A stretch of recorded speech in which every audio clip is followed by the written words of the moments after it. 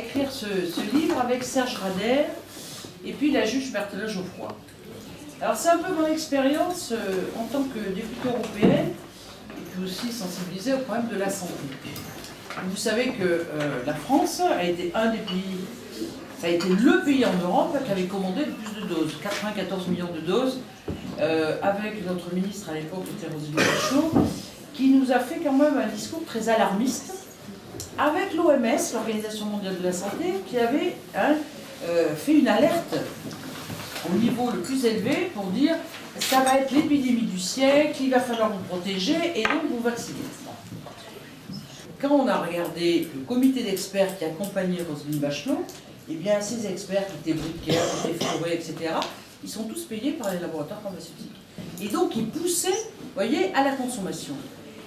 Après, il y a eu l'affaire de Mediator avec Irène Frachon, où quand il y a eu une enquête, moi je me suis intéressée à qu'est-ce qui s'était passé sur le plan européen. Et je me suis aperçue que Éric Abadie, par exemple, ou Jean-Michel Alexandre, qui étaient des gens qui avaient des postes clés à l'Agence française des médicaments, étaient des gens qui avaient un lien directement avec Servier. Soit leur femme travaillait chez Servier, soit leur femme était avocat de Servier. On aurait pu interdire ce Mediator 10 ans avant. Et c'est dû à un Français, Éric Abadie, qui a bloqué l'information au niveau de l'Agence européenne des médicaments. Et quand j'ai vu ça, Éric Abadie a été viré de l'Agence française, parce que vous voyez, il avait un poste là et un poste à l'Europe, et il voulait être fonctionnaire de l'Agence européenne des médicaments. Et c'est là où j'avais saisi l'OLAF, qui est une agence, si vous voulez, européenne anticorruption, et il n'a pas été nommé. Vous imaginez pas, les labos Servier, c'était un mec redoutable. Il avait son club avec tous les députés, il recevait les députés et les ministres de la Santé chez lui, avec bien sûr, vous voyez, tout ce qui va avec, et donc, il avait tout pouvoir.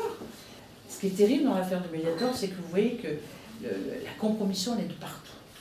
Elle est au sein des cabinets, elle est au niveau des ministres, elle est au sein des députés, parce qu'il y a beaucoup de députés qui s'intéressent à la santé parce que c'est des médecins. Donc c'est ça qu'on dénonce, c'est le fait que on a un système qui est complètement verrouillé sur le prix des médicaments. Le Sofosbuvir, c'est un laboratoire américain qui s'appelle Gilead, qui a sorti ce médicament qui vous soigne l'hépatite C. En France, on a à peu près 200 000 personnes qui ont l'hépatite C. Mais vraiment qui vous soigne. Sauf que, pour établir le prix, Gilead a racheté une entreprise qui s'appelle Pharmaceps. Il a racheté 11 milliards de dollars. Et donc, il avait 2 ans, parce qu'il savait qu'un autre labo allait sortir une molécule similaire, il avait 2 ans pour amortir l'achat, parce qu'ils ne font plus de recherche et développement, ces gros labos, hein. Ils achètent des start-up. Alors après, ce qu'on a fait, on s'est interrogé, mais qui sont tous les ministres de la Santé? Alors on a vu Claude Évin, après il était ministre de la Santé. Eh bien c'était Fabre, à l'époque, qui lui avait payé sa campagne législative. Il y avait Cahuzac dans le coup, hein. Bon. Cahuzac, vous savez qu'une fois qu'il n'a plus été avec Évin, eh il avait carrément créé son cabinet de conseil pour les laboratoires pharmaceutiques. Alors c'est lui qui participait à la fixation du prix, et puis après c'est génial. Il fait un cabinet de conseil et il conseille les laboratoires pour avoir des autorisations de mise sur le marché beaucoup plus rapidement que les autres. Et tout l'argent qui est parti après dans les paradis fiscaux, c'était beaucoup d'argent qui venait de l'achat des IRM, des scanners. C'est là où vous dites, mais on a un système mais pourri, incroyable. Tout ce que je dénonce dans ce bouquin, il montre qu'on a un système qui n'est absolument pas transparent. Et puis après, il y a eu toute la problématique des vaccins. Parce qu'avant, on produisait les vaccins en France. Et maintenant, quand on parle du DTP, la diphtérie, tétanos, polio, on n'en fabrique plus. Non. Et on vous dit, c'est la pénurie. Quelle pénurie? Non, il n'y a pas de pénurie, il ne fabrique plus du tout. C'est simple. Attends. Alors, il ne les fabrique plus. Et après, on vous vend l'hexavalent. C'est-à-dire, vous voyez, c'est pas 3 maladies, c'est 6. Et c'est plus 6,70 €, c'est 40 €. Pour moi, la pièce maîtresse, si vous voulez, c'est les conflits d'intérêts. C'est pour ça qu'on demande la création d'un corps d'experts indépendants payés par l'État. Ces experts qui vont évaluer le service rendu des médicaments, je veux que ce soit des experts payés par l'État.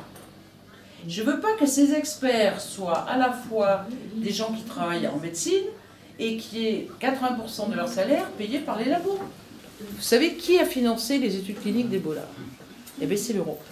On a mis énormément de pognon.